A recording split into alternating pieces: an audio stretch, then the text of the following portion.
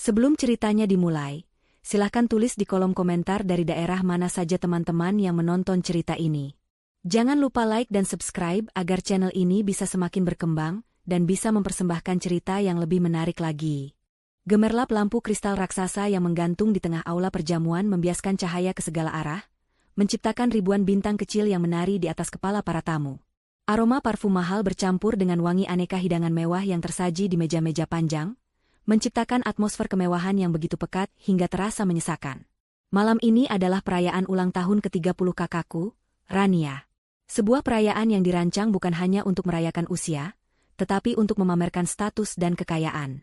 Di tengah lautan gaun sutra dan jas desainer, aku, Alina, merasa seperti sebutir kerikil di antara tumpukan berlian. Gaun katun sederhana berwarna biru tua yang kupakai terasa seperti kostum yang salah, sebuah pengingat nyata bahwa aku tidak pantas berada di sini. Aku tiba 15 menit yang lalu, namun belum ada satupun anggota keluargaku yang menyambutku dengan hangat. Rania, sang ratu malam, hanya memberiku pelukan singkat yang kaku saat aku memberikan kado. Matanya lebih sibuk mengawasi tamu-tamu penting yang baru datang di belakangku. "Oh, kamu datang, Al," ujarnya dengan senyum tipis yang tak mencapai mata, sebelum ia bergegas menyambut seorang pengusaha tambang dan istrinya yang bergelimang perhiasan. Aku hanya bisa tersenyum getir dan menepi, mencari sudut ruangan yang tidak terlalu ramai. Inilah posisiku di dalam keluarga. Tak terlihat, tak dianggap penting, namun kehadiranku tetap diharapkan sebagai formalitas. Orang tuaku berdiri tak jauh dari panggung kecil, tempat sebuah band memainkan musik jazz yang lembut. Ayah tampak gagah dengan setelan jas barunya, sementara ibu terlihat anggun dengan gaun berwarna sampanye. Aku tahu persis harga pakaian yang mereka kenakan, karena tagihannya datang ke mejaku bulan lalu. Aku berjalan menghampiri mereka, berharap menemukan sedikit kehangatan. "Bu, Yah," sapaku pelan. Ibu menoleh, senyumnya tampak canggung. "Alina, kamu sudah datang rupanya. Sudah makan?" tanyanya, sebuah pertanyaan basa-basi yang selalu ia lontarkan untuk menghindari percakapan yang lebih dalam. Ayah hanya mengangguk kecil, matanya menatap gelisah ke arah Rania dan tamu-tamu terhormatnya. Mereka tidak pernah nyaman membicarakan pekerjaanku atau kehidupanku di hadapan dunia glamor Rania. Bagi mereka, aku adalah anomali yang harus disembunyikan, sebuah rahasia keluarga yang tidak sesuai dengan citra yang ingin mereka tampilkan. Lalu aku melihatnya. Bella, istri dari kakak laki-lakiku, Daniel. Dia adalah pusat perhatian di lingkarannya, berdiri dikelilingi teman-teman sosialitanya. Gaun merah menyalanya seolah menantang siapapun untuk tidak menatapnya. Matanya yang tajam langsung menangkap keberadaanku. Dia tidak tersenyum. Bibirnya hanya membentuk sebuah garis tipis yang penuh cemooh. Dia mengangkat gelas sampanyenya ke arahku dengan gerakan yang dilebih-lebihkan, sebuah sandiwara pengakuan yang justru terasa seperti hinaan. Aku hanya menunduk, berpura-pura tidak melihat. Berdebat dengan Bella hanya akan menimbulkan keributan, dan aku tidak ingin merusak hari besar kakakku. Meskipun kakakku sendiri sepertinya tidak peduli pada perasaanku. Aku memutuskan untuk mengambil segelas jus jeruk dan berdiri di dekat jendela besar yang menghadap ke taman hotel. Dari sini aku bisa melihat semuanya. Aku melihat Rania tertawa lepas saat menerima hadiah sebuah tas tangan edisi terbatas dari suaminya. Aku melihat ayah berjabat tangan dengan seorang pejabat pemerintah, wajahnya berseri-seri penuh kebanggaan. Aku melihat ibu memamerkan kalung berlian barunya kepada teman-temannya. Semua ini, setiap detail kemewahan di ruangan ini, mulai dari sewa aula, dekorasi bunga impor, makanan, hingga pakaian yang mereka kenakan, semuanya berasal dari kerja kerasku. Mereka hidup dalam kemewahan yang kubangun dari nol, dari malam-malam tanpa tidur, dari kesepakatan-kesepakatan bisnis berisiko yang kuambil saat mereka terlelap dalam kenyamanan. Namun, mereka tidak pernah mengakuinya. Di mata dunia, Rania adalah seorang pengusaha butik yang sukses, suaminya adalah investor andal, dan orang tuaku adalah pensiunan yang menikmati hasil jerih payah mereka di masa tua. Tidak ada yang tahu tentang Alina, si jenius pendiam yang membangun sebuah perusahaan perangkat lunak dari garasi rumah, hingga menjadi pemain utama di tingkat nasional. Aku sengaja tidak menonjolkan diri. Aku selalu berpikir, biarlah mereka bahagia.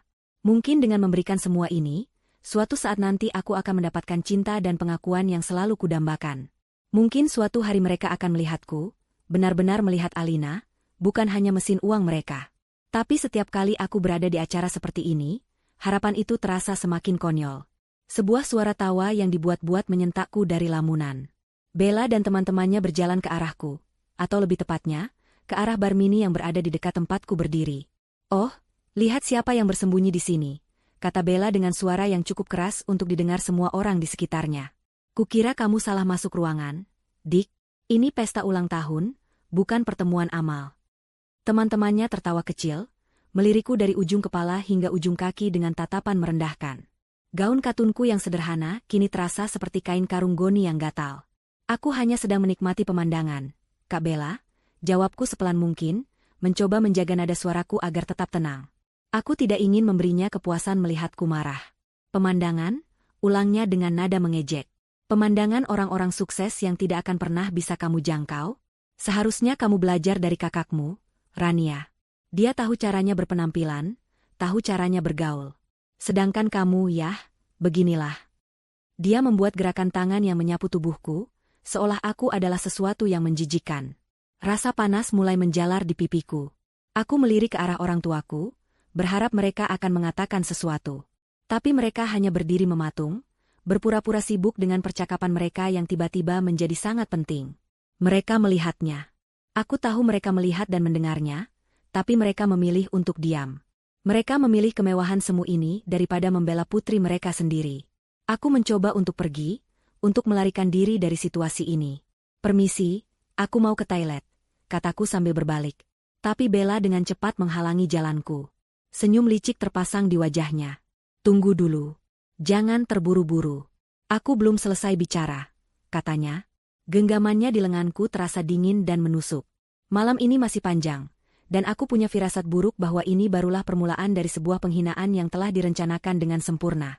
Di tengah kilau yang menyilaukan ini, aku merasa semakin tenggelam dalam kegelapan. Bella tidak melepaskan lenganku. Cengkeramannya justru semakin kuat. Kukunya yang panjang dan dipernis merah menancap di kulitku. Dia menarikku sedikit lebih dekat ke pusat kerumunan teman-temannya, menjadikanku tontonan utama dalam pertunjukan kejamnya. Aku bisa merasakan puluhan pasang mata kini tertuju padaku, sebagian besar menatap dengan rasa ingin tahu, sebagian lain dengan cemooh yang sama seperti yang terpancar dari mata Bella. Suara musik jazz yang tadi terdengar elegan kini terasa seperti musik latar yang mengiringi penghinaanku. Teman-teman, kenalkan, ini Alina. Adik iparku, Bella mengumumkan dengan suara keras dan jelas, memastikan semua orang dalam jangkauan pendengaran memperhatikannya. Dia ini, unik. Di saat semua orang berusaha tampil sebaik mungkin untuk menghormati Rania, dia memilih datang dengan pakaian seperti ini. Katanya sih, rendah hati. Tapi menurutku, ini namanya tidak tahu diri. Gelak tawa kembali terdengar, lebih keras dari sebelumnya. Setiap tawa terasa seperti tamparan di wajahku. Aku mencoba menarik lenganku, tetapi tenaga Bella lebih kuat, didorong oleh kebencian dan rasa superioritas. Aku melirik lagi ke arah keluargaku. Rania, sang kakak, kini menatap ke arah kami. Namun tidak ada sedikit pun niat untuk menolong di wajahnya. Yang ada hanyalah ekspresi kesal dan malu, seolah akulah yang menyebabkan masalah dengan penampilanku yang tidak pantas. Seolah akulah aib yang merusak pesta sempurnanya. Ayah dan ibu benar-benar telah membalikkan badan, kini punggung mereka menghadapku. Mereka menyerah. Mereka telah mengorbankanku di altar status sosial, demi menjaga citra mereka tetap bersih. Sakitnya pengkhianatan itu jauh lebih perih daripada semua kata-kata tajam yang dilontarkan Bella. Melihat tidak ada yang akan membelaku, Bella semakin menjadi-jadi. Dia melepaskan lenganku dengan kasar, lalu berjalan mengitariku seperti seekor pemangsa yang sedang menginspeksi mangsanya. Lihat sepatunya. Sepatu flat yang kusam. Rambutnya hanya diikat biasa. Tidak ada riasan, tidak ada perhiasan. Komentarnya sambil terus berjalan, suaranya dipenuhi nada jijik. Aku benar-benar tidak mengerti. Alina, apa kamu sengaja melakukan ini? Apa kamu sengaja ingin membuat Rania malu di hari ulang tahunnya? Aku tidak bermaksud begitu, Kak. Suaraku bergetar. Aku berusaha sekuat tenaga menahan air mata yang mulai menggenang. Aku tidak akan menangis. Tidak di depan mereka. Oh, tentu saja tidak, sahut Bella sarkastis. Dia berhenti tepat di depanku, menatapku lurus di mata. Orang sepertimu tidak pernah punya maksud apa-apa, karena pikiranmu memang kosong.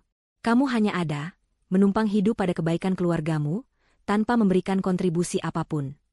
Kalimat itu adalah sebuah kebohongan yang luar biasa. Sebuah ironi yang begitu menyakitkan hingga rasanya seperti ada pisau tumpul yang mengoyak isi perutku. Aku, yang tidak berkontribusi, seluruh fondasi kehidupan mewah yang dia pijak saat ini adalah kontribusiku. Mobil sport yang dia pakai untuk datang ke pesta ini apartemen mewah tempat dia tinggal, bahkan mungkin gaun merah menyala yang membungkus tubuhnya. Semuanya adalah hasil dari keringat dan otakku. Kemarahan yang selama ini kupendam mulai mendidih, menggelegak di dalam dadaku, mencari jalan keluar. Seolah bisa merasakan perubahan dalam diriku, Bella memutuskan untuk melancarkan serangan puncaknya. Dia ingin menghancurkanku sepenuhnya, memastikan aku tidak akan pernah bisa mengangkat kepalaku lagi di hadapan mereka. Wajahnya berubah menjadi seringai yang sangat buruk. Dia maju satu langkah, ruang di antara kami semakin menipis. Aku bisa mencium bau alkohol dari napasnya. Lalu, hal yang tak terduga itu terjadi. Di tengah aula perjamuan yang megah, di hadapan puluhan tamu terhormat, di depan mata keluargaku sendiri, Bella melakukan hal yang paling rendah dan hina. Dia mengumpulkan ludah di mulutnya, dan dengan gerakan yang penuh kebencian, dia meludah ke lantai marmer yang mengkilap, tepat di samping sepatuku. Suara decak basah yang menjijikan itu terdengar begitu jelas, di tengah keheningan yang tiba-tiba tercipta. Beberapa tamu terkesiap kaget. Belum cukup sampai di situ, Bella kemudian mengangkat tangannya, jari telunjuknya yang lentik menuding lurus ke wajahku. Wajahnya dipenuhi kemenangan yang keji.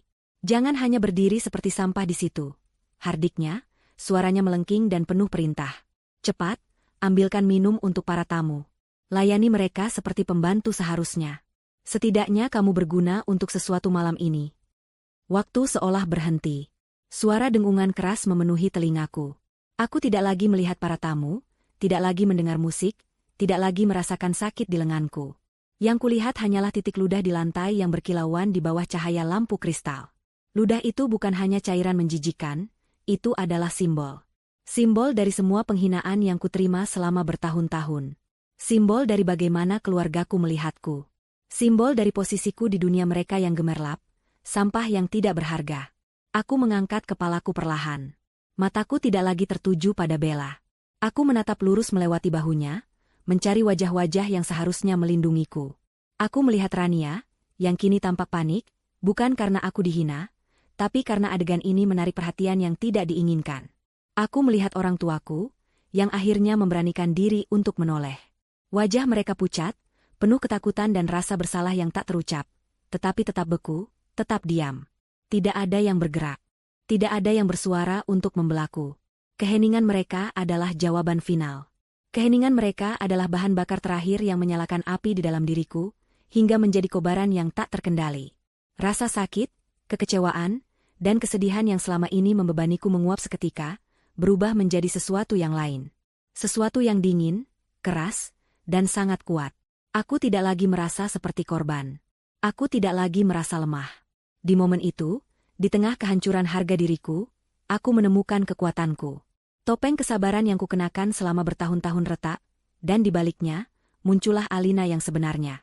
Alina yang telah mereka sembunyikan, Alina yang telah mereka manfaatkan, dan Alina yang akan menghancurkan dunia palsu mereka hingga berkeping-keping. Aku menarik napas dalam-dalam, merasakan udara dingin memenuhi paru-paruku, mempersiapkan diri untuk melepaskan badai yang akan mereka ingat seumur hidup mereka.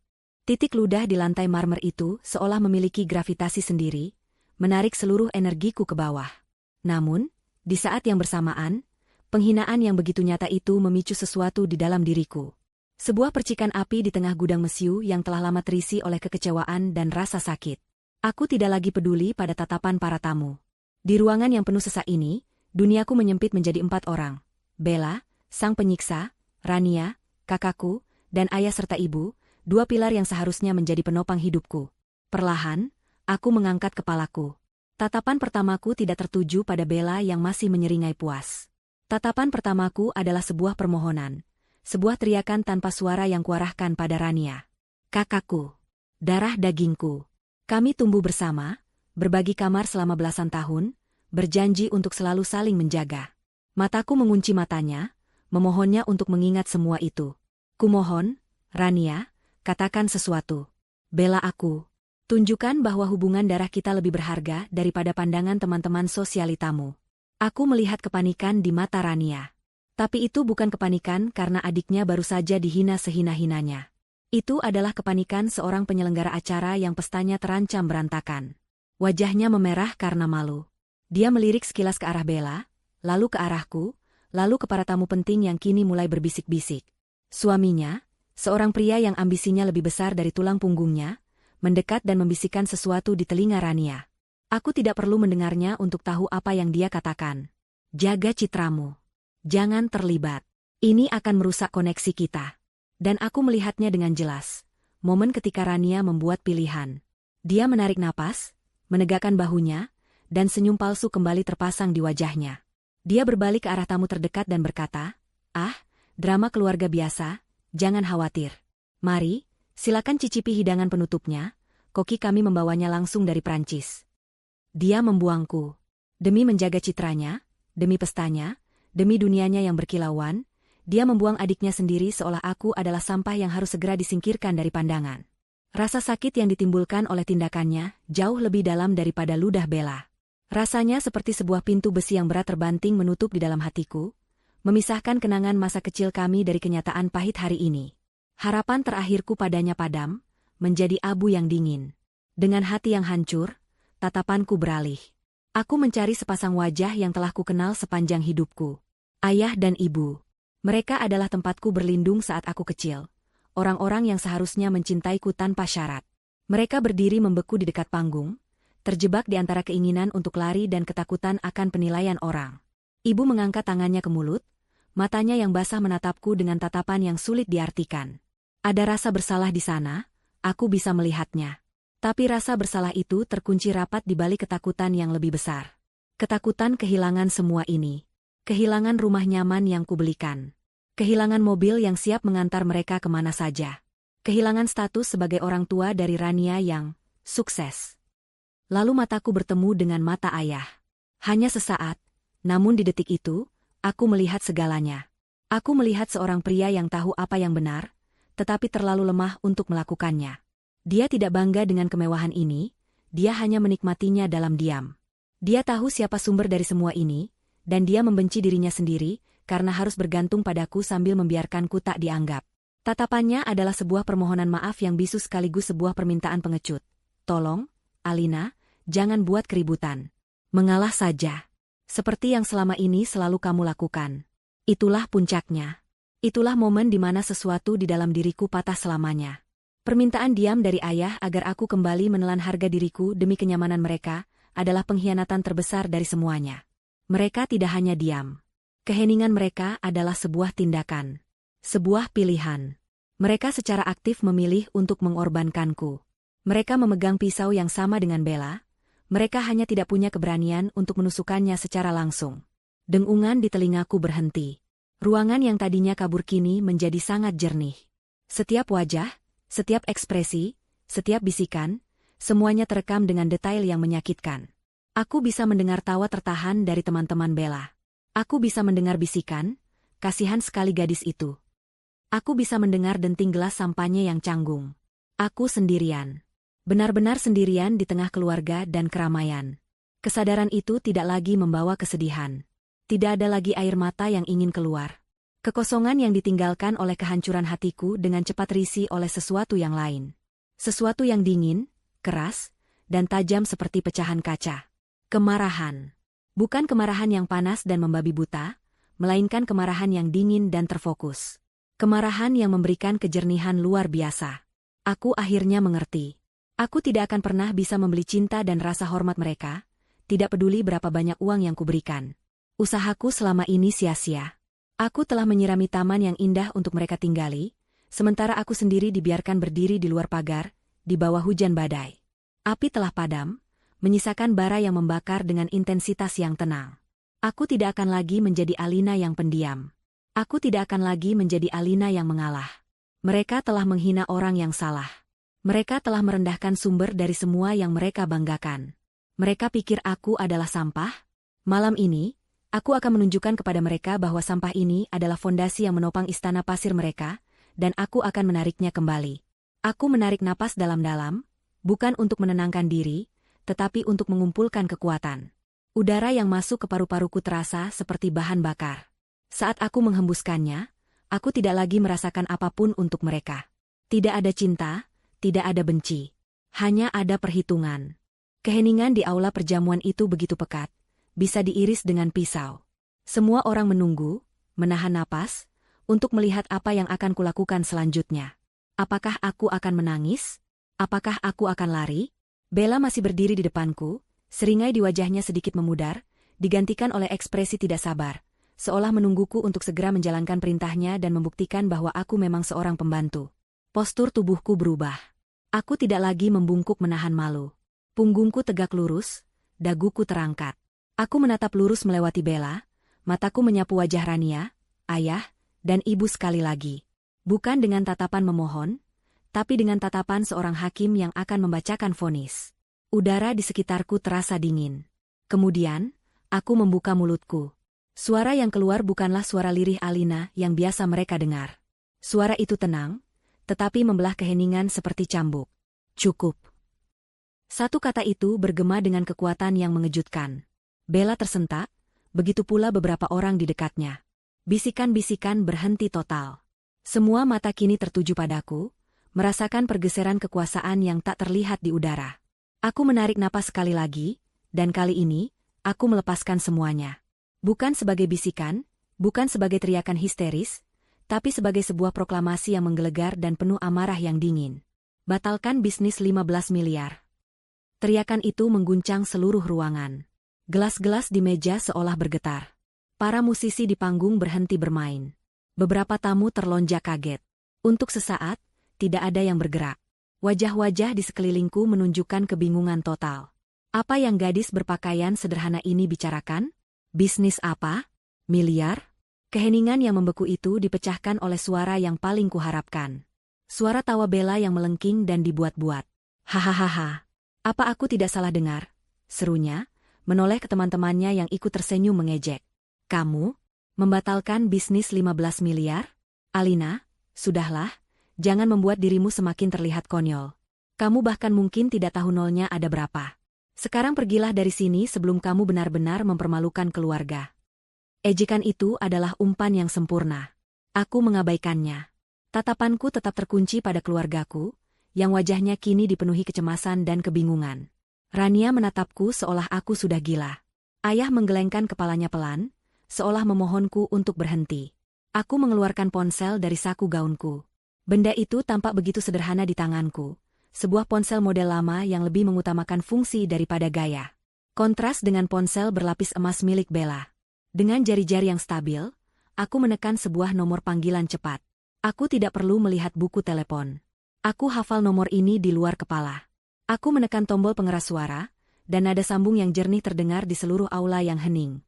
Setelah 2 kali berdering, sebuah suara yang tenang dan profesional menjawab. Selamat malam, Bu Alina. 2 kata itu, Bu Alina, mendarat seperti bom. Aku melihat Rania dan ibuku saling berpandangan. Wajah Bella yang tadinya mengejek kini menunjukkan keraguan untuk pertama kalinya. Bima, selamat malam, jawabku, suaraku terdengar tegas dan berwibawa, suara yang biasa kugunakan di ruang rapat, bukan di acara keluarga. Maaf mengganggu di luar jam kerja. Ada instruksi mendesak. Tidak masalah, Bu. Saya siap. Jawab Bima tanpa ragu. Pertama, aku memulai, mataku tak pernah lepas dari wajah pucat keluargaku. Penandatanganan Project Horizon yang dijadwalkan besok pagi jam 9. Batalkan. Tarik proposal kita dari meja. Kirim email pembatalan resmi malam ini juga. Aku bisa melihat Rania terkesiap. Project Horizon adalah mimpinya. Sebuah proyek ekspansi butiknya ke pasar internasional yang sudah ia gembar-gemborkan selama berbulan-bulan. Dia pikir suaminya lah yang berhasil mendapatkan investor. Dia tidak tahu, akulah investor itu. Siap, Bu. Project Horizon dibatalkan, konfirmasi Bima. Kedua, lanjutku, nadaku semakin dingin. Tarik semua proposal investasi yang sedang berjalan atas nama Rania dan suaminya, Daniel. Semua pendanaan dihentikan efektif segera. Baik, Bu, akan saya proses. Ketiga. Semua kartu kredit tambahan yang terhubung dengan rekening utama saya, atas nama ayah, ibu, Daniel, dan Bella, bekukan sekarang juga. Tanpa pengecualian. Kini giliran Bella yang wajahnya berubah menjadi putih seperti kertas. Dia pasti sedang memikirkan tagihan belanjanya yang baru dari Eropa. Sedang diproses, Bu. Terakhir, hentikan semua transfer dana otomatis bulanan ke rekening mereka semua. Efektif detik ini juga. Konfirmasi jika semua instruksi sudah jelas. Sangat jelas, Bu Alina. Semua akan dilaksanakan segera, kata Bima dengan efisiensi yang luar biasa. Terima kasih, Bima. Aku menutup telepon dan memasukkannya kembali ke sakuku. Aula masih membeku dalam keheningan yang tak percaya. Aku membiarkan mereka mencerna apa yang baru saja terjadi. Kemudian, aku mulai berbicara, menjelaskan kepingan teka-teki yang baru saja kusebar. Project Horizon, kataku, menatap lurus ke arah Rania yang gemetar. Itu adalah kesepakatan senilai 15 miliar rupiah. Seharusnya itu menjadi hadiah ulang tahun ke-30 untukmu dariku, untuk membuat mimpimu terwujud. Sekarang, mimpi itu sudah mati. Aku beralih ke Bella dan kakaknya, Daniel, yang berdiri di sebelahnya dengan mulut ternganga. Mobil mewah yang kalian pamerkan kemana-mana? Apartemen yang kalian tinggali? Aku yang membayarnya. Kalian tidak punya apa-apa. Terakhir, aku menatap ayah dan ibu, yang kini tampak 10 tahun lebih tua. Rumah besar yang kalian tempati dengan bangga, yang kalian sebut sebagai hasil jerih payah ayah, sertifikatnya atas namaku. Pesta ini, aku membuat gerakan menyapu ke seluruh ruangan yang mewah. Setiap botol sampanye, setiap kelopak bunga, gaun ibu, jas ayah, semuanya dibayar oleh perempuan yang baru saja kalian biarkan diludahi dan disebut sampah. Kebenaran itu terungkap sudah. Topeng mereka telah kurobek paksa. Para tamu kini menatap keluargaku dengan pandangan yang sama sekali berbeda. Bukan lagi kekaguman, melainkan campuran antara kasihan dan jijik. Para kolega bisnis ayah dan Rania menatap mereka seolah mereka adalah penipu. Aku lelah, kataku, suaraku kini terdengar benar-benar lelah. Aku lelah menjadi sapi perah kalian. Aku lelah membiayai gaya hidup kalian, sambil diperlakukan lebih rendah dari pembantu. Mulai malam ini, semuanya berakhir. Aku menatap mereka satu persatu untuk terakhir kalinya. Sekarang, ku cabut semuanya. Kalianlah yang akan hidup miskin dan menderita setelah menghina dan merendahkanku. Selamat menikmati dunia nyata. Tanpa menunggu jawaban, aku berbalik. Aku berjalan lurus menuju pintu keluar. Aku tidak berlari. Setiap langkahku mantap dan penuh tujuan. Aku bisa mendengar suara isak tangis ibu yang tertahan. Aku bisa mendengar Rania memanggil namaku dengan suara putus asa. Aku juga mendengar suara gelas yang jatuh dan pecah di lantai, mungkin dari tangan Bella yang gemetar. Aku tidak menoleh. Aku terus berjalan, meninggalkan reruntuhan istana palsu mereka di belakangku, melangkah menuju kebebasanku. Pintu aula perjamuan yang berat dan berukir itu menutup di belakang Alina dengan bunyi klik yang pelan namun terdengar, seperti dentuman meriam di tengah keheningan yang mencekam. Kepergiannya meninggalkan sebuah kekosongan, sebuah lubang hitam yang menyedot semua kemeriahan pesta, dan hanya menyisakan kebenaran yang telanjang dan buruk rupa. Untuk beberapa detik yang terasa seperti selamanya, tidak ada yang bergerak. Rania, Bella, ayah, dan ibu berdiri seperti patung lilin yang mulai meleleh di bawah tatapan puluhan pasang mata yang kini tidak lagi dipenuhi kekaguman, melainkan rasa ingin tahu yang buas. Rania adalah yang pertama pecah dari kelumpuhannya. Bukan dengan air mata penyesalan, melainkan dengan teriakan panik yang memilukan. Alina, tunggu. Alina. Dia berlari beberapa langkah menuju pintu, tangannya terulur seolah bisa menarik kembali adiknya dari balik kayu tebal itu. Tapi dia berhenti, tahu bahwa semuanya sudah terlambat. Teriakan itu bukanlah panggilan untuk seorang adik, melainkan jeritan seorang ratu yang baru saja kehilangan kerajaannya. Dia berbalik, matanya liar mencari-cari pegangan di tengah dunianya yang runtuh. Di sisi lain, Bella masih dalam tahap penyangkalan. Wajahnya yang pucat pasi menatap kosong ke arah pintu. Tidak mungkin, bisiknya, lebih pada dirinya sendiri. Dia bohong. Ini pasti hanya akal-akalan dia untuk membuatku malu. Dia tidak punya apa-apa. Dengan tangan yang gemetar hebat, dia merogoh tas tangannya dan mengeluarkan ponsel pintarnya. Jarinya yang biasanya lincah menari di atas layar, kini terasa kaku dan bodoh. Dia mencoba membuka aplikasi mobile bankingnya, tetapi 3 kali salah memasukkan kata sandi karena tangannya terlalu bergetar.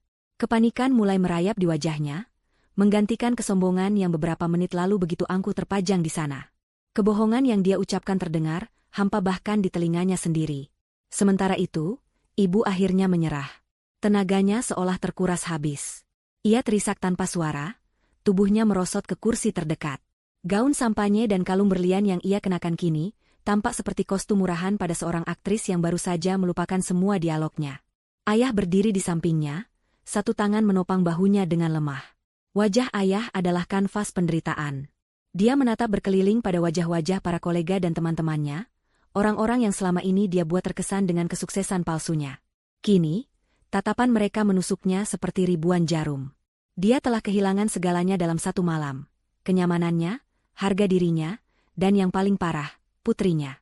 Para tamu, yang tadinya adalah penonton pasif, kini berubah menjadi juri. Bisikan-bisikan mulai terdengar semakin keras, tidak lagi ditahan-tahan. Suasana pesta yang tadinya meriah kini berubah menjadi seperti ruang sidang. Jadi, semua ini hanya sandiwara, terdengar suara seorang wanita dari kerumunan teman-teman Bella. Aku tidak percaya Rania dan keluarganya serendah itu, sahut yang lain. Seorang pengusaha parubaya yang tadi pagi baru saja menyetujui kesepakatan bisnis kecil dengan suami Rania, kini menatapnya dengan pandangan dingin. Dia mengeluarkan ponselnya dan dengan cepat mengetik pesan kepada asistennya, batalkan pertemuan dengan Daniel besok. Hentikan semua komunikasi. Pesta itu telah mati. Band jazz sudah lama mengemasi instrumen mereka dalam diam. Para pramusaji berdiri canggung di sudut ruangan, tidak tahu harus berbuat apa. Hidangan penutup yang mahal dan indah, kue ulang tahun Rania yang menjulang setinggi 5 tingkat, semuanya tak tersentuh, menjadi monumen bisu bagi sebuah perayaan yang berubah menjadi bencana. Kemewahan yang tadinya terasa agung dan megah, kini terasa norak dan memuakan. Seluruh aula itu terasa seperti sebuah makam yang didekorasi dengan indah. Syok yang dirasakan keluarga itu, akhirnya berubah menjadi senjata yang mereka arahkan satu sama lain. Di tengah kehancuran reputasi mereka, naluri pertama mereka bukanlah untuk bersatu, melainkan untuk mencari kambing hitam. Rania, dengan mata memerah dan napas terengah-engah, berbalik dan mendorong Bella dengan kasar. Ini semua salahmu, pekiknya, suaranya serak karena amarah dan tangis. Kalau saja mulut busukmu itu tidak menghinanya, semua ini tidak akan terjadi. Kamu menghancurkan hidupku. Bella, yang juga berada di puncak kepanikan, tidak terima disalahkan. Dia balas mendorong Rania. Salahku? Kenapa tidak ada satupun dari kalian yang memberitahuku bahwa adikmu yang aneh itu adalah sumber uang kalian? Kalian semua pembohong. Kalian menipuku untuk masuk ke dalam keluarga palsu ini. Cukup. Ayah mencoba melerai, suaranya bergetar dan lemah. Jangan membuat keributan lebih besar lagi. Tidakkah kalian lihat semua orang memperhatikan? Tapi otoritasnya telah lenyap. Dia bukan lagi kepala keluarga yang dihormati, melainkan hanya seorang lelaki tua yang lemah dan pengecut. Pertengkaran sengit antara Rania dan Bella menjadi tontonan terakhir yang memalukan malam itu. Mereka saling menyalahkan, saling meneriakkan kata-kata kotor, merobek sisa-sisa citra keluarga terhormat yang telah mereka bangun dengan susah payah di atas kebohongan. Melihat pertunjukan yang menyedihkan itu, para tamu mulai mengambil keputusan. Satu persatu, mereka mulai meninggalkan ruangan. Tidak ada lagi ucapan selamat tinggal atau basa-basi. Mereka pergi dengan tergesa-gesa, seolah takut ketidakberuntungan keluarga itu akan menular. Mereka berjalan keluar, membawa serta cerita skandal paling heboh tahun ini, yang akan segera menyebar seperti api di seluruh lingkaran sosialita kota. Dalam waktu kurang dari 15 menit, aula perjamuan yang tadinya penuh sesak itu menjadi kosong. Hanya menyisakan Rania, Bella, suami mereka, dan kedua orang tua mereka. Mereka berdiri terpencar di tengah lautan kemewahan yang kini terasa dingin dan asing. Balon-balon berwarna emas yang melayang di langit-langit seolah mengejek mereka. Hadiah-hadiah mahal yang menumpuk di atas meja kini tampak seperti tumpukan sampah. Pesta telah berakhir. Dan mereka ditinggalkan sendirian untuk menghadapi puing-puing kehidupan mereka yang baru saja dihancurkan. Aku berjalan melewati lobi hotel yang megah dengan langkah yang mantap. Beberapa pasang mata menatapku, mungkin bertanya-tanya apa yang dilakukan seorang wanita berpakaian sederhana di tempat semewah ini pada malam hari. Dulu, tatapan seperti itu akan membuatku merasa kecil dan tidak nyaman. Tapi malam ini, aku tidak peduli.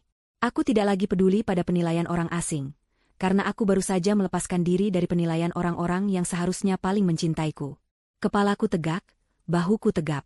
Aku tidak sedang melarikan diri, aku sedang berjalan menuju kehidupanku. Saat pintu kaca otomatis berputar dan terbuka, embusan udara malam yang sejuk menyambut wajahku. Rasanya seperti menghirup udara untuk pertama kalinya setelah terlalu lama tenggelam. Aroma aspal basah setelah gerimis sore dan suara klakson mobil yang sayup-sayup di kejauhan terasa begitu nyata dan menenangkan. Aku berhenti sejenak di trotoar, menutup mata, dan menarik napas dalam-dalam. Inilah aroma kebebasan.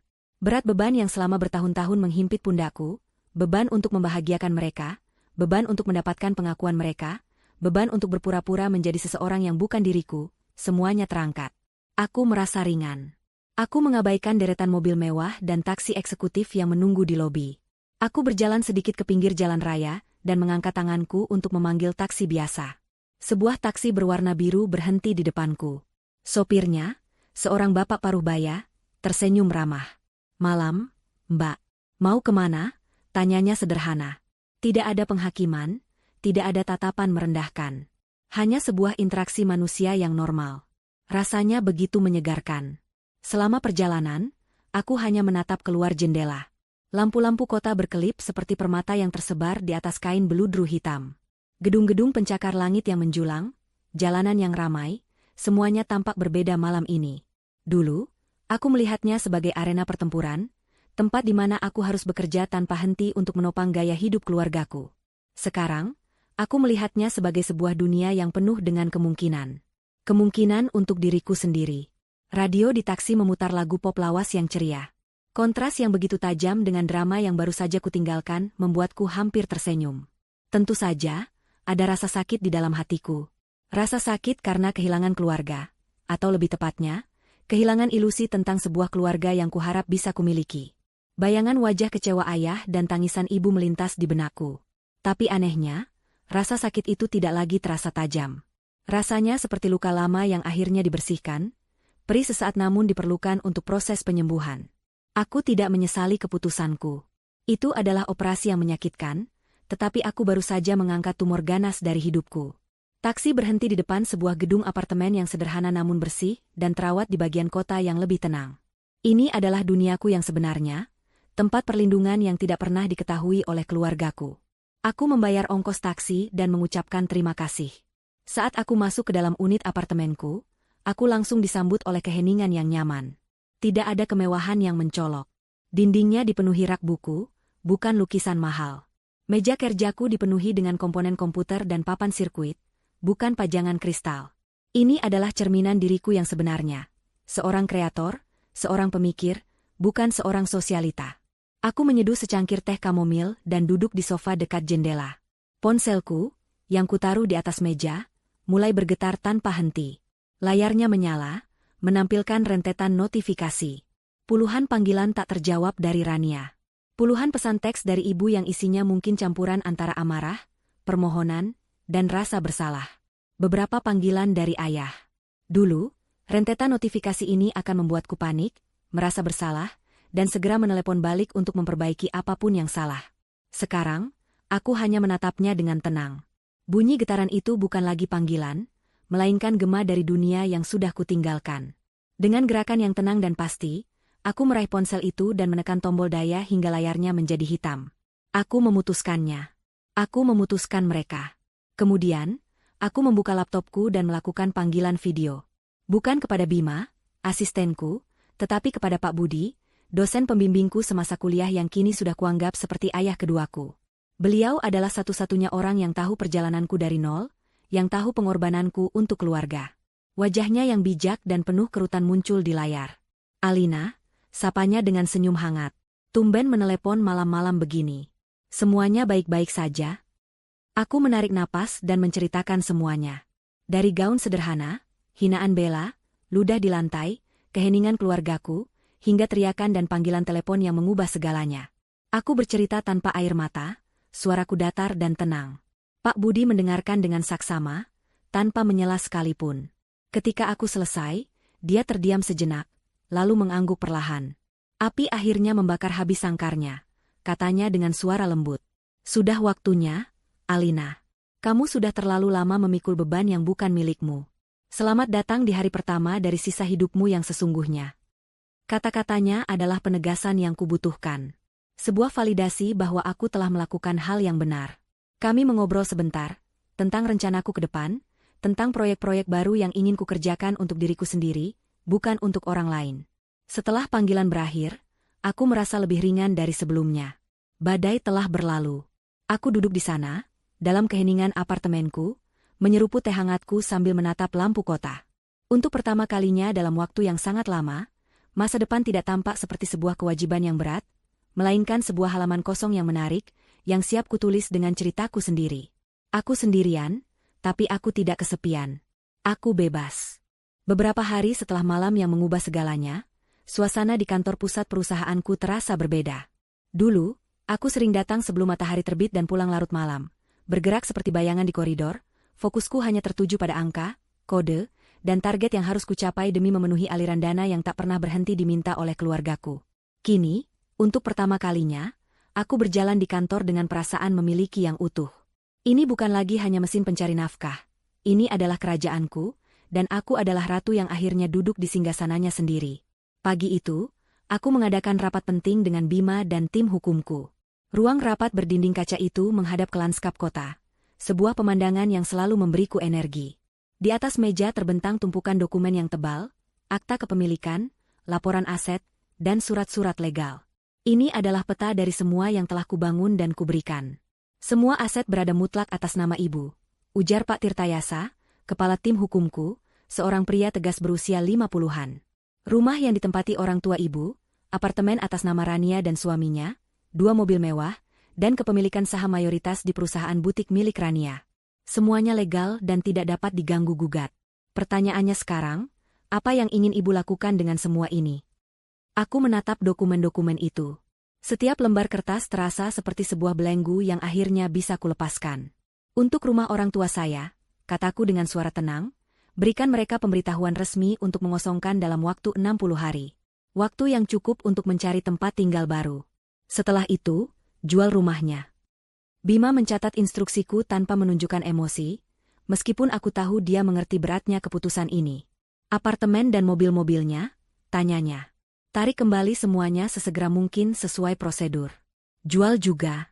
Aku tidak ingin ada satupun benda yang mengingatkanku pada kehidupan itu.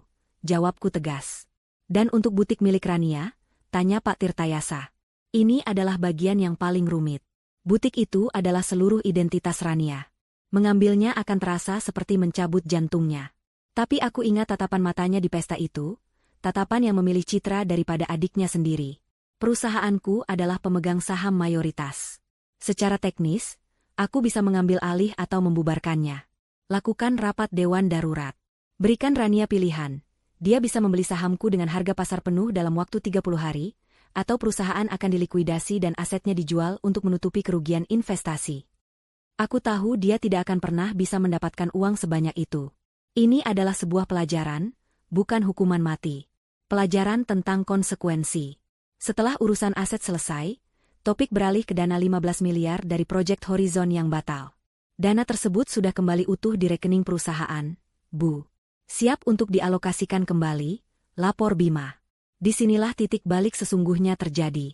Dulu, aku mungkin akan menginvestasikannya kembali ke proyek lain yang menghasilkan keuntungan lebih besar. Tapi kini, aku melihat uang itu secara berbeda. Itu bukan lagi hanya angka, itu adalah simbol kebebasanku. Bima, kataku, aku ingin kamu membentuk sebuah tim kecil. Aku ingin kita mendirikan sebuah yayasan. Bima mengangkat alisnya, tertarik. Yayasan seperti apa, Bu? Sebuah yayasan yang fokus pada pendidikan teknologi untuk anak-anak dari keluarga kurang mampu.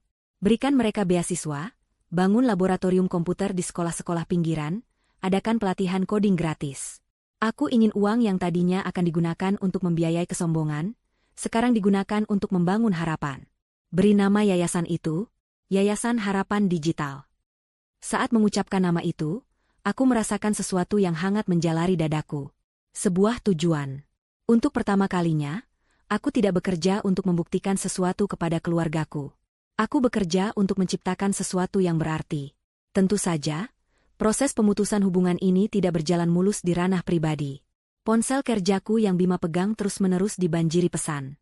Awalnya adalah pesan-pesan penuh amarah dari Rania dan Bella, menuduhku kejam dan tidak berperasaan. Lalu berubah menjadi pesan-pesan bernada memelas dari ibu, menceritakan bagaimana ayah jatuh sakit karena stres dan memohonku untuk memikirkan mereka. Aku tahu itu adalah taktik manipulasi, tetapi tetap saja terasa menyakitkan. Aku membuat keputusan berat namun perlu, aku meminta Bima untuk memblokir semua nomor mereka. Aku membutuhkan ruang untuk bernapas, untuk menyembuhkan diri tanpa terus-menerus ditarik kembali ke dalam drama mereka. Suatu sore, telepon berdering di apartemenku. Nomornya tidak kukenali. Ternyata itu adalah salah seorang bibiku, adik dari ibuku. Suaranya terdengar prihatin, namun aku bisa menangkap nada menghakimi di baliknya. Alina, Tante dengar apa yang terjadi. Mulainya, Tante tahu kamu pasti sakit hati. Tapi, Nak, mereka itu orang tuamu. Rania itu kakak kandungmu. Dalam keluarga, kita harus saling memaafkan. Kasihanilah mereka. Aku mendengarkan dengan sabar hingga dia selesai. Kemudian, dengan suara yang tenang namun tak tergoyahkan, aku menjawab, "Terima kasih atas perhatiannya, Tante. Tapi ini bukan lagi tentang memaafkan. Memaafkan mungkin bisa kulakukan suatu hari nanti untuk kedamaian hatiku sendiri. Tapi ini tentang batasan. Ini tentang menghentikan siklus di mana aku terus-menerus memberi dan mereka terus-menerus mengambil sambil menyakitiku. Aku tidak akan membakar diriku sendiri, hanya untuk membuat mereka tetap hangat. Kumohon, Tante, hargai keputusanku." Telepon ditutup dalam keheningan yang canggung. Tapi setelahnya, aku merasa lebih kuat. Aku telah menegakkan batasanku, tidak hanya kepada keluarga inti, tetapi juga kepada keluarga besar. Di sela-sela mengurus restrukturisasi besar ini, aku mulai menemukan kembali diriku. Aku menghabiskan akhir pekan dengan mendaki bukit di luar kota, sesuatu yang sudah lama ingin kulakukan. Aku menghabiskan malam dengan membaca novel fiksi ilmiah, bukan laporan pasar saham. Aku bahkan mulai merakit kembali sebuah proyek robotik sederhana di meja kerjaku, sebuah hobi dari masa kuliah yang telah lama kutinggalkan.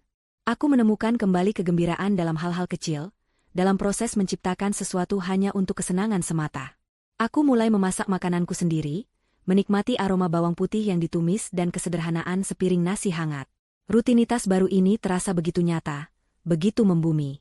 Aku menyadari betapa kosongnya kehidupanku sebelumnya, yang hanya diisi dengan pekerjaan dan kekecewaan. 1 minggu setelah rapat itu, Bima meletakkan draft proposal pendirian Yayasan Harapan Digital di mejaku. Aku membacanya halaman demi halaman, melihat visi dan misinya tertulis dengan jelas. Di sana, di atas kertas, ada sebuah masa depan baru. Bukan masa depan yang berpusat pada menyenangkan orang lain, tapi masa depan yang berpusat pada memberi dampak positif. Aku tersenyum, senyum tulus pertama dalam waktu yang sangat lama. Puing-puing dari duniaku yang lama memang menyakitkan, tapi dari puing-puing itulah, aku kini sedang membangun sebuah istana yang jauh lebih kokoh dan berarti. Sebuah istana yang seluruhnya milikku. Konsekuensi dari satu malam itu tidak datang seperti badai besar yang langsung menghancurkan segalanya. Ia datang seperti air bah yang merambat pelan namun pasti, menyusup ke setiap celah dan meruntuhkan fondasi kehidupan keluarga mereka dari dalam.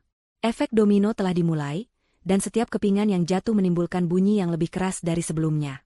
Kepingan pertama jatuh di butik milik Rania. Pagi itu, dia sedang mencoba menenangkan para stafnya yang gelisah, karena berita skandal di pesta sudah menyebar luas. Tiba-tiba, manajer operasional dari salah satu pemasok kain impor terbesar menelepon. "Pagi, Bu Rania," kata suara di seberang dengan nada yang dingin dan formal.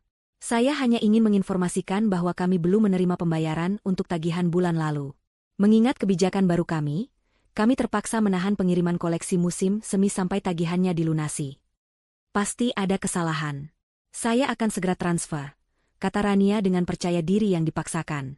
Dia membuka aplikasi perbankan di komputernya, memasukkan jumlah tagihan, dan menekan tombol "kirim". Sebuah notifikasi merah muncul di layar, transaksi ditolak. Saldo tidak mencukupi. Keringat dingin mulai membasahi pelipisnya. Dia mencoba kartu kredit perusahaannya. Ditolak. Kartu kredit pribadinya. Ditolak. Kepanikan yang nyata mulai mencekiknya. Butik ini adalah napasnya, identitasnya. Tanpa koleksi baru, butiknya akan mati. Beberapa hari kemudian, surat resmi tiba di mejanya. Pemberitahuan rapat Dewan Darurat dan surat somasi dari tim hukumku. Dunia sosialnya juga runtuh. Undangan ke acara-acara bergengsi berhenti datang. Grup obrolan teman-teman sosialitanya tiba-tiba hening, setiap kali dia mencoba bergabung dalam percakapan. Dia melihat foto-foto di media sosial, teman-teman terdekatnya berkumpul di restoran mahal, tertawa bersama, tanpanya. Dia bukan lagi bagian dari lingkaran mereka. Dia telah menjadi bahan gosip, bukan lagi tamu terhormat. Kepingan domino berikutnya menimpa Bella. Baginya, kehancuran ini lebih bersifat visual dan memalukan. Suatu siang, saat dia sedang duduk di sebuah kafe trendy, mencoba mempertahankan sisa-sisa citranya, 2 orang pria berbadan tegap dengan seragam dari perusahaan leasing menghampirinya. "Permisi, apa benar ini mobil milik Ibu Bella?" tanya salah satu pria itu dengan suara keras, sambil menunjuk mobil SUV mewah berwarna putih yang terparkir di depan kafe.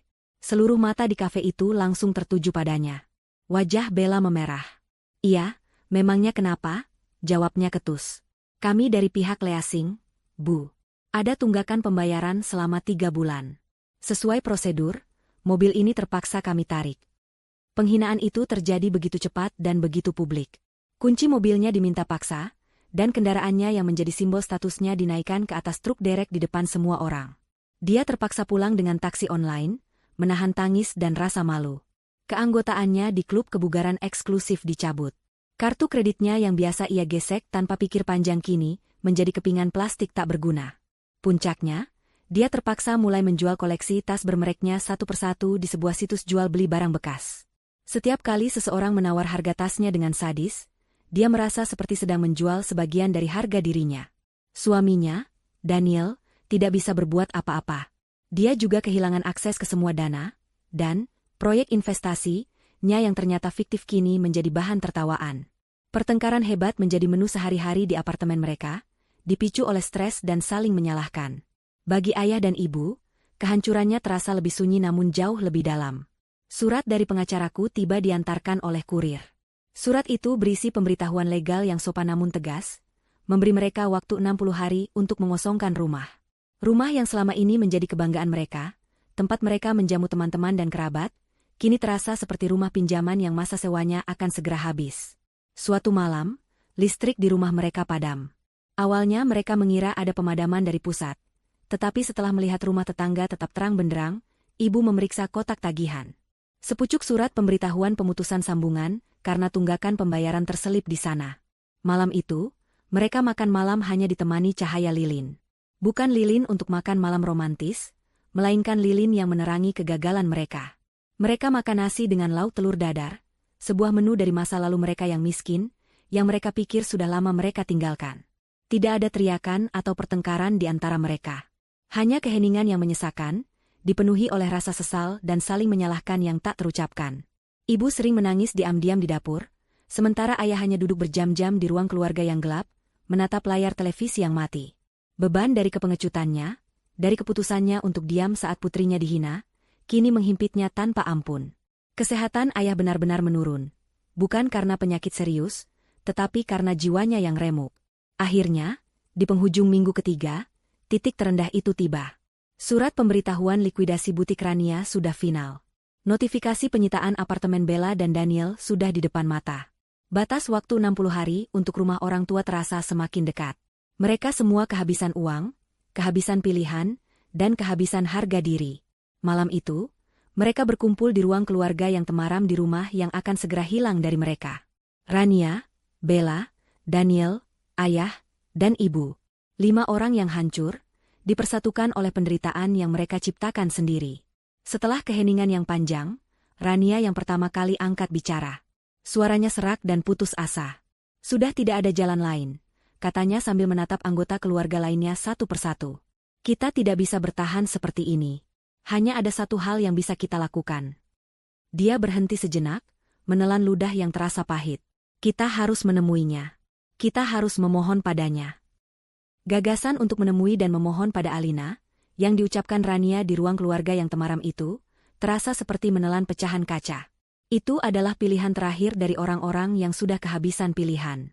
Selama seminggu berikutnya, mereka menelan sisa-sisa harga diri mereka, mengumpulkan keberanian, dan akhirnya, pada suatu pagi yang mendung, mereka muncul di lobi gedung perkantoran tempat perusahaanku berada.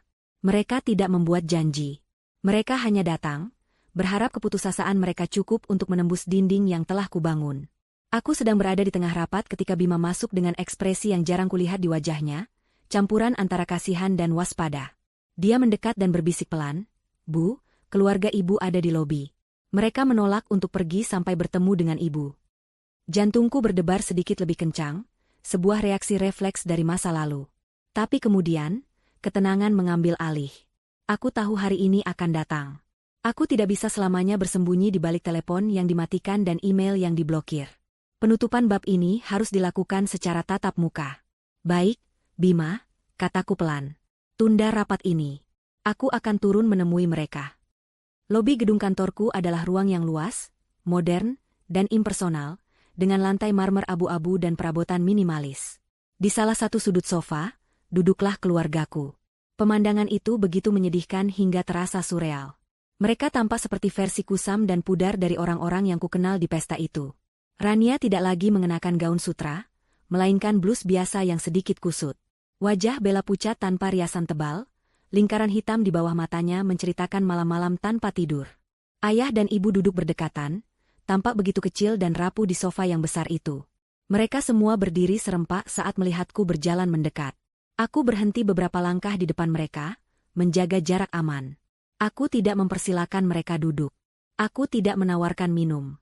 Aku hanya berdiri di sana, menatap mereka dengan ekspresi netral, menunggu. Ibu yang pertama kali maju. Air mata sudah membasahi pipinya. "Alina, nak," isaknya, tangannya terulur seolah ingin memelukku, tapi ragu-ragu. "Maafkan kami, nak. Maafkan ibu. Ibu tahu ibu salah karena hanya diam. Tapi tolong, kasihanilah kami. Ayahmu." "Ayah baik-baik saja," potongku, suaraku tidak dingin, hanya datar. Stres tidak akan membunuhnya. Tapi terus-menerus hidup dalam kebohongan, mungkin bisa. Kata-kataku membuat ibu terdiam, isak tangisnya tertahan.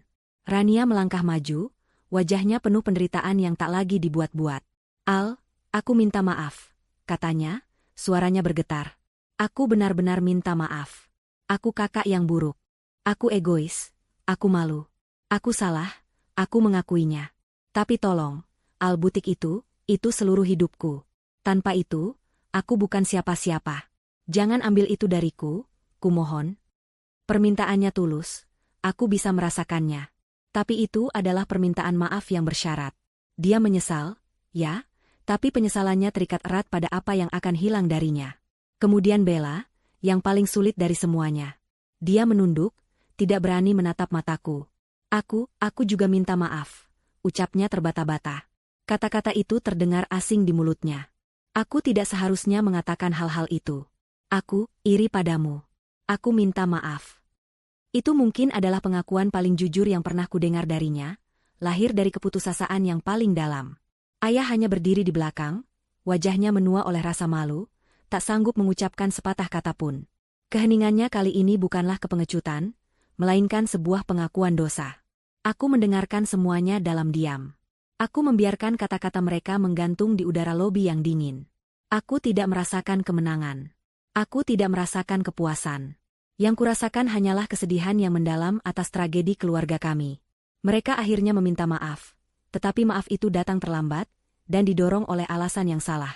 Setelah mereka semua selesai bicara, aku menarik napas panjang. "Aku punya satu pertanyaan untuk kalian semua," kataku dengan tenang, menatap mereka satu persatu. "Jawab dengan jujur. Apa yang sebenarnya kalian sesali? Apakah kalian menyesali perbuatan kalian yang telah menyakitiku selama bertahun-tahun? Atau kalian hanya menyesali konsekuensi yang sekarang harus kalian terima karena perbuatan itu?" Pertanyaan itu membungkam mereka. Aku bisa melihat pergulatan batin di wajah mereka. Rania membuka mulutnya, lalu menutupnya lagi. Ibu mulai terisak lebih keras. Bella hanya bisa menatap lantai marmer. Keheningan mereka adalah jawaban yang paling jujur. Mereka tidak bisa membedakannya. Bagi mereka, rasa sakit yang kualami dan hilangnya kemewahan mereka adalah dua hal yang tak terpisahkan. Mereka menyesali badainya, bukan karena telah menyakiti orang lain, tapi karena badai itu kini menghancurkan rumah mereka sendiri. "Aku mengerti," kataku akhirnya, dan dalam suaraku tidak ada lagi kemarahan, hanya ada penerimaan yang menyedihkan. "Kalian datang ke sini bukan untuk memperbaiki hubungan kita. Kalian datang untuk meminta kembali kehidupan kalian yang nyaman. Kalian tidak menginginkan aku, Alina, sebagai adik dan anak kalian. Kalian hanya membutuhkan sumber dana kalian kembali." Aku melihat kebenaran dari kata-kataku terpantul di mata mereka yang mengelak. "Proses hukum akan terus berjalan," lanjutku dengan nada final. "Rumah, mobil, butik, semuanya akan diproses sesuai yang sudah kuinstruksikan. Kalian harus belajar berdiri di atas kaki kalian sendiri." Wajah mereka jatuh dalam keputusasaan total. Rania tampak akan pingsan. Tapi aku belum selesai. "Namun," kataku, membuat mereka menatapku dengan secercah harapan. "Aku tidak akan membiarkan kalian menjadi gelandangan. Itu bukan diriku." Aku mengeluarkan sebuah amplop dari tasku dan menyerahkannya pada ayah. Tangannya gemetar saat menerimanya. Di dalam situ ada cek. "Jumlahnya cukup untuk kalian menyewa rumah sederhana selama setahun, dan untuk biaya hidup selama beberapa bulan ke depan. Anggap ini sebagai pesangon." Aku menatap mereka untuk terakhir kalinya. "Tapi ini ada syaratnya. Uang ini bukan dari Alina, adik atau anak kalian. Uang ini dari seorang CEO perusahaan yang merasa kasihan pada mantan tanggungannya. Ini adalah transaksi terakhir kita. Setelah ini, jangan pernah mencariku lagi. Jangan hubungi aku. Jangan datang ke sini lagi. Bagi kita, semuanya sudah selesai. Secara resmi. Aku tidak menunggu jawaban mereka. Aku tidak ingin melihat air mata mereka lagi. Aku berbalik dan berjalan menuju lift tanpa menoleh ke belakang. Saat pintu lift tertutup, memisahkanku dari mereka selamanya, aku tidak merasa lega atau bahagia. Aku hanya merasa kosong. Tapi aku tahu, kekosongan ini adalah tanah subur tempat kehidupan baruku akan tumbuh. Babak yang menyakitkan itu akhirnya benar-benar berakhir. 1 tahun kemudian. Sinar matahari sore yang hangat menerobos masuk melalui jendela-jendela besar, menerangi sebuah ruangan yang dipenuhi wajah-wajah muda yang bersemangat dan suara tawa anak-anak. Aku berdiri di atas panggung kecil, di hadapan puluhan anak-anak, remaja, orang tua mereka, dan para staf dari yayasanku. Hari ini adalah peresmian Rumah Harapan Digital pertama, sebuah pusat belajar teknologi gratis di jantung kawasan pemukiman padat penduduk. Di belakangku, jajaran komputer baru berderet rapi, siap digunakan. Teknologi bukanlah sihir, kataku ke mikrofon, suaraku terdengar jelas dan percaya diri. Teknologi adalah alat. Dan seperti alat lainnya, kekuatan terbesarnya ada di tangan orang yang menggunakannya. Di tempat ini, kami tidak hanya ingin mengajari kalian cara menggunakan alat itu, tapi kami ingin memberi kalian kekuatan untuk menciptakan alat kalian sendiri, untuk membangun masa depan kalian sendiri. Aku menatap kerumunan itu, melihat harapan di mata mereka, dan merasakan gelombang kebahagiaan yang tulus, sesuatu yang tidak pernah bisa dibeli dengan uang. Penampilanku telah berubah. Aku masih menyukai kesederhanaan, tetapi kini ada aura kepercayaan diri yang terpancar. Aku mengenakan blazer linen di atas kaos sederhana, rambutku ditata rapi. Aku tidak lagi bersembunyi. Setelah acara selesai, aku dikelilingi oleh anak-anak yang ingin menunjukkan hasil karya coding pertama mereka. Pak Budi berdiri di sampingku, menepuk bahuku dengan bangga. Bima, yang kini menjabat sebagai direktur operasional yayasan di samping tugasnya di perusahaan, tersenyum lebar. Inilah keluargaku yang baru. Keluarga yang dibangun di atas rasa hormat, tujuan bersama, dan ketulusan. Sore itu, aku dan Pak Budi duduk di sebuah kedai kopi kecil di dekat pusat belajar itu. Kamu terlihat bahagia, Alina, katanya sambil menyeruput kopinya. Saya memang bahagia, Pak, jawabku tulus. Bahagia yang tenang. Dulu, saya pikir kebahagiaan itu adalah saat melihat keluarga saya tersenyum karena hadiah yang saya berikan. Ternyata saya salah. Kebahagiaan sejati adalah saat kita melihat hasil dari sesuatu yang kita bangun dengan niat baik, untuk orang banyak. Apakah kamu pernah mendengar kabar dari mereka? Tanya Pak Budi hati-hati. Aku terdiam sejenak, menatap uap yang mengepul dari cangkirku. Bima sesekali memberiku laporan singkat, hanya untuk memastikan mereka tidak benar-benar kelaparan. Bukan karena aku peduli, tapi lebih karena formalitas. Dari laporan itu, aku tahu nasib mereka. Rania, setelah butiknya dilikuidasi, terpaksa bekerja sebagai manajer di sebuah toko pakaian di pusat perbelanjaan. Pekerjaan yang jujur, tapi jauh dari kemewahan yang dulu ia puja. Dia belajar arti kerja keras yang sesungguhnya, meskipun sisa-sisa kepahitan masih kadang terlihat di wajahnya. Bella dan Daniel tidak bertahan. Tanpa uang sebagai perekat, pernikahan mereka hancur berkeping-keping. Mereka bercerai. Terakhir kudengar, Bella kembali ke kota asalnya, bekerja di bagian layanan pelanggan sebuah perusahaan telekomunikasi. Kesombongannya telah luntur, digantikan oleh kelelahan menghadapi kerasnya hidup. Dan orang tuaku, mereka menggunakan uang pesangon dariku untuk menyewa sebuah rumah kecil di pinggir kota. Ayah membuka bengkel kecil-kecilan, memperbaiki peralatan elektronik, kembali ke keahlian lamanya sebelum terbuai oleh kenyamanan semu. Ibu membantunya, dan mereka hidup pas-pasan. Mereka tidak lagi bicara tentang status atau kekayaan. Mereka hanya bicara tentang bagaimana cara membayar tagihan listrik bulan depan. Mungkin, dalam kesederhanaan yang dipaksakan itu, mereka akhirnya menemukan kembali sedikit dari diri mereka yang dulu, sebelum semuanya menjadi rumit. Aku tidak membenci mereka lagi. Aku hanya merasa kasihan, lalu aku melepaskannya. Mereka adalah orang asing bagiku sekarang, dengan cerita mereka sendiri. Aku menyelesaikan kopiku dan pamit pada Pak Budi. Aku memilih untuk berjalan pulang ke apartemenku. Langit senja berwarna jingga keunguan, memantul indah di gedung-gedung kaca. Aku berjalan di antara keramaian kota, bukan sebagai bayangan yang tak terlihat, tapi sebagai bagian utuh darinya. Aku tidak lagi terbebani oleh masa lalu atau cemas akan masa depan. Kemenangan sejatiku bukanlah saat aku berteriak di pesta itu. Bukan juga saat aku melihat mereka hancur. Kemenangan sejatiku adalah saat ini. Saat aku bisa berjalan sendirian di bawah langit senja, dengan hati yang damai dan pikiran yang jernih. Kemenangan sejatiku adalah saat aku menyadari bahwa dengan melepaskan mereka, aku telah menemukan diriku sendiri. Aku telah menyelamatkan diriku, dan dari puing-puing itu, aku membangun sesuatu yang jauh lebih berharga daripada uang. Aku membangun kehidupan. Aku tiba di apartemenku, disambut oleh keheningan yang kini terasa seperti pelukan hangat. Aku berdiri di balkon, menatap jutaan lampu kota yang mulai menyala. Mereka tidak lagi tampak seperti arena pertempuran. Mereka tampak seperti galaksi yang penuh kemungkinan. Aku bebas, dan di hadapanku, terbentang langit yang tak terbatas.